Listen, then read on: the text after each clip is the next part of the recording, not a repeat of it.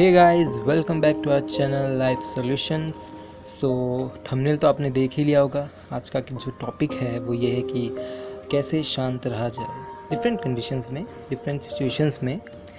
So how to remain silence. देखिए, चलिए शुरू करते हैं।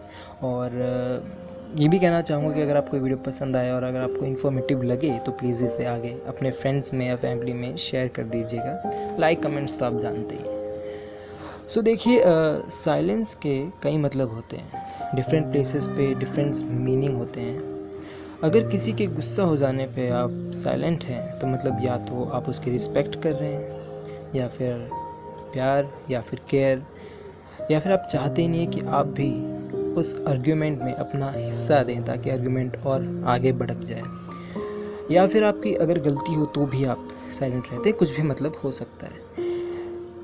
कोई आपसे सवाल पूछता है, जैसे कि फॉर एग्ज़ाम्पल लाइक अगर मैं किसी से पूछता हूँ कि I love you, do you love me, उस टाइम पे सामने वाले का जो साइलेंस है उसका मतलब है कि कन्फ्यूजन, जो अक्सर देखा जाता भी है।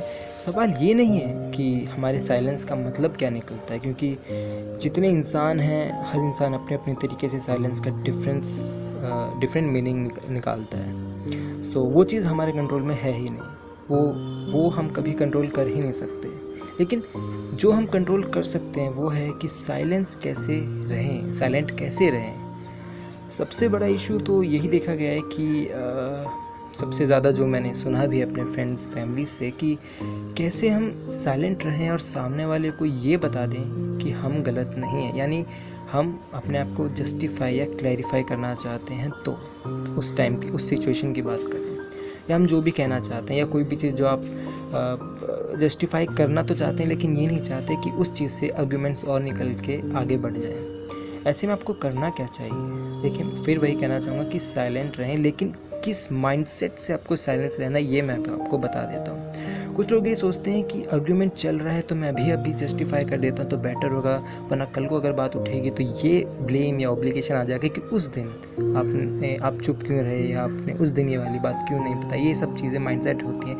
लेकिन स्टिल इससे भी अच्छा एक माइंडसेट मैं आपको बता देता जिस वजह से आप साइलेंट रह सकते हैं। वो ये है कि ज़्यादा ना सोचें कि अगर जवाब नहीं दिया तो बाद में बात उठेगी, मैटर बढ़ेगा या वगैरह वगैरह, इसलिए आज क्लैरिफाई कर देता हूँ या कर देती हूँ। नहीं, क्लैरिफाई करना बहुत अच्छी बात है, लेकिन तब जब सामने वाला उस कंडीशन में हो कि वो आपको समझे। कई बार ऐसा भी देखा गया कि आप जस्टिफाई तो करना चाहते हैं लेकिन सामने वाला तो आपको समझ ही नहीं रहा है, तो ज़बरदस्ती अपने आप को प्रूफ करके कोई फ़ायदा नहीं है, क्योंकि उस टाइम पे उसका मूड ही नहीं है आपसे आपकी बात समझने का या सोचने का, उस पर गौर करने का। वो बस आपसे लड़ेगा ही। तो बेटर है उसे जो मन में आ रहा है बोलने दो, चाहे वो कोई भी हो।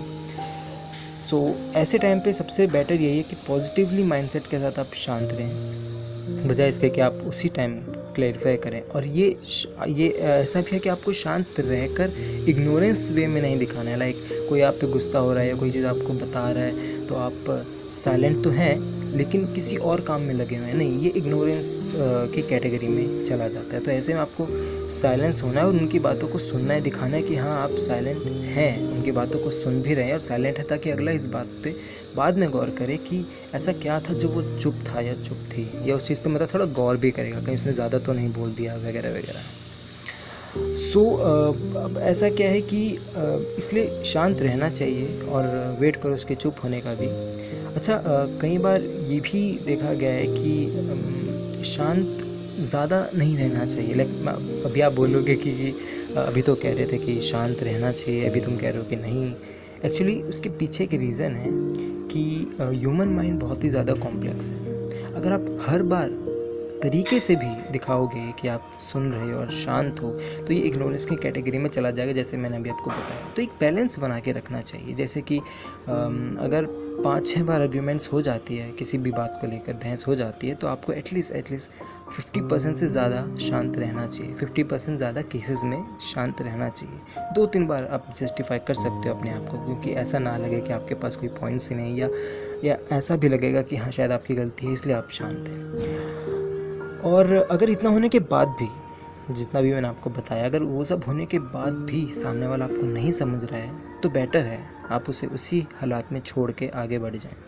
क्योंकि होता ही है कि ज़िंदगी में बहुत लोग होते हैं जो दिल के इतने करीब होते हैं, लेकिन इस उम्मीद में हम रहते हैं कि एक दिन वो हमें समझेगा या बदल जाएगा या बदल जाएगी, लेकिन ऐसा होता नहीं है। इतने टाइम बाद भी जब हम देखते हैं कि उनमें कोई बदलाव नहीं आया, कोई चेंज ही नहीं आया है, वो स्टिल आज भी वैसे ही हैं, तो थोड़ा दुख तो होता ही है। लेकिन बेटर है, थोड़ा सा पेन तो ज़रूर होगा, लेकिन बेटर है कि आप आगे बढ़ जाएं। और जैसे कि मैंने बताया कि कुछ चीज़ें हमारे कंट्रोल में नहीं होती, तो बस हम एक्सपेक्टेशंस कर सकते हैं कि वो शायद बदल जाए इन फ्यूचर।